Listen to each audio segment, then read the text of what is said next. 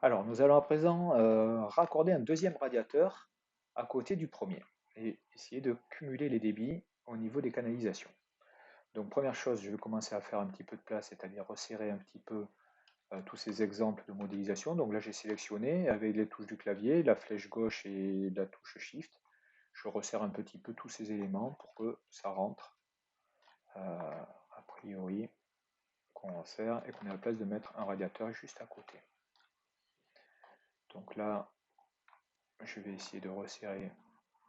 Donc là, je prends juste le raccord et avec les flèches du clavier, je le déplace. Je vais faire la même chose avec celui-là. Là, je vais prendre Shift et la flèche du clavier et comme ça, je resserre tout le monde. Alors là, j'ai un peu trop resserré, donc il est à contresens et il n'est pas d'accord. Donc j'y vais sans appuyer sur Shift et j'y vais plus lentement. Ici, même chose, on va resserrer un peu. Là aussi.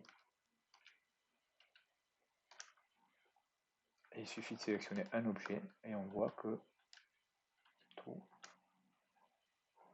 va suivant. Là, on peut le descendre un petit peu. Donc, le radiateur qu'on va implanter, on va l'implanter à côté. Donc, je sélectionne le premier, je fais un CTRL-C, un CTRL-V, et je vais le positionner un petit peu plus loin sur la droite.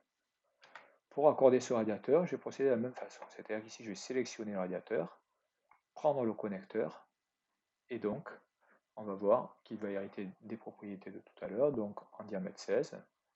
Et ici, je vais pouvoir le raccorder où je souhaite, pourquoi pas. Donc on va aller sur une direction quelconque pour l'instant. Pourquoi pas, tiens, directement, on va gagner du temps. Je vois qu'ici c'est raccordé. On va aller directement sur cette canalisation-là. Ça, si on va le garder, ça nous fera un exemple.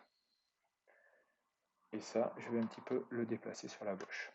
Même chose maintenant pour la sortie, donc le retour hydraulique, ici. Et on va en revenir, pourquoi pas,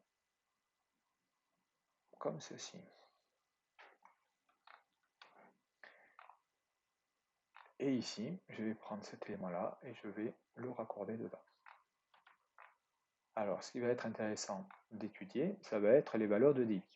On a déjà étudié chaque radiateur et on sait que chaque radiateur, ici, a une puissance de 1000 watts, ce qui génère un débit sur un delta T de 20, un débit de 88 litres par heure.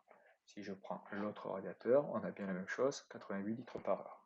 Donc si on prend la canalisation qui lui est associée, si je sélectionne ici la canalisation, alors là je ne vais pas sélectionner que la canalisation, je vais prendre que cette branche-là.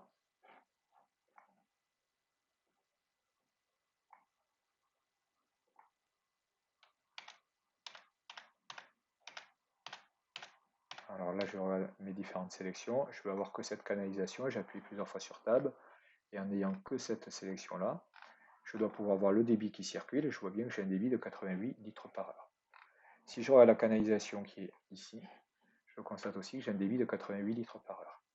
Ce qui veut dire que ici, j'ai aussi bien un débit de 88 litres par heure. Et donc, à ce niveau-là, je devrais avoir un débit cumulé de 88 plus 88, 176 litres par heure. Donc, tout se passe correctement en termes de cumul de débit. Pour le retour, si je sélectionne la canalisation de retour, j'ai aussi 88 litres par heure à ce niveau-là. Si je regarde cette canalisation-là, j'ai aussi 88 litres par heure. Et si je regarde la canalisation cumulée, j'ai bien 176 litres par heure. Donc les débits se sont cumulés correctement. Pour confirmer tout ce qu'on vient de dire, on va pouvoir positionner des étiquettes ou des annotations de texte. C'est donc l'objet de l'activité suivante.